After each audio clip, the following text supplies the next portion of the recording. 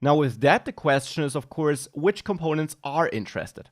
Well, for example, our navigation, or specifically the links there.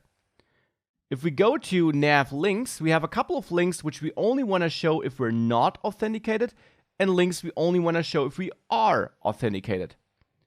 So here in nav links, let's import auth context from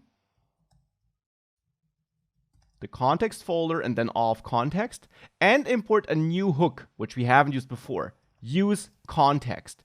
And this does what the name implies. It allows us to tap into a context to listen to it, so to say. So here we can then call use context and pass in the auth context just like this. And what we get back is an object which will hold the latest context. And this component will re-render whenever this context we're listening to changes. That's the magic React manages for us behind the scenes. So here then, auth is an object that holds the isLoggedIn property, the login method, and the logout method. And we can now utilize this.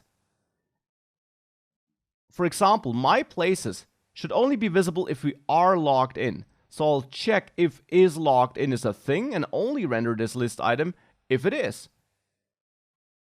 Add place also only makes sense if we are logged in. So let's render it appropriately. Authenticate, on the other hand, only makes sense if we're not logged in, because there is no reason to authenticate if we are logged in. With that, what you see when you reload is that at the beginning, you only see all users and authenticate. You still see the edit and delete buttons, but that's something we'll still take care about. Now let's make sure that when we click login here, we actually trigger this login method on our context to change that state. Now also try this on your own. We'll do it together in the next lecture.